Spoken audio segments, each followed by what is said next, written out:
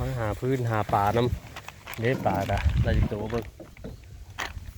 พอเขาเหลือกินเที่ยงแน่1 2 3 4 5 6 7 8ตัวตาย8ตัวแล้วปลา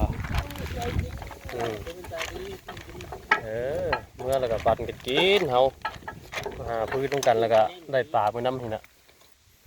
ไปเลื่อนไปอีกวันไหนเอ้ยเลื่อนไปกองนั่นบ้านนี่เดี๋ยวเอาเบ็ดค่อยออกก่อนเบ็ดค่อยฮักโอ้บริได้นี่เครื่องมือหาอยู่หากินนี่เฮ้ยเดี๋ยวเอาเบ็ดขึ้นแหเอาเล็งหรือเปล่านี่ใส่เอากองนั่นบัดปลาก็ได้พื้นก็ได้มาเนี่ยเฮ้ยนั่นเฮงกว่า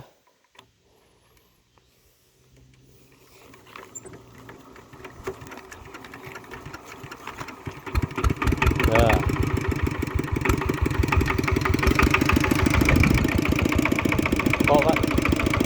เกาะถึงเว้ย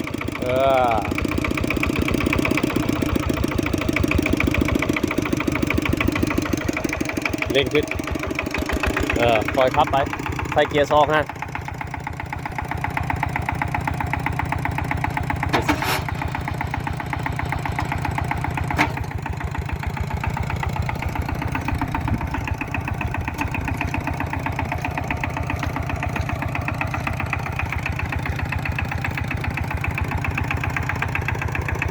เต็มรถบ่เนาะ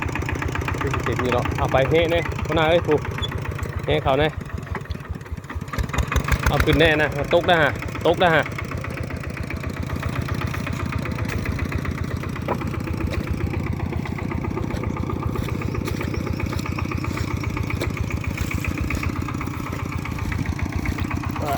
ได้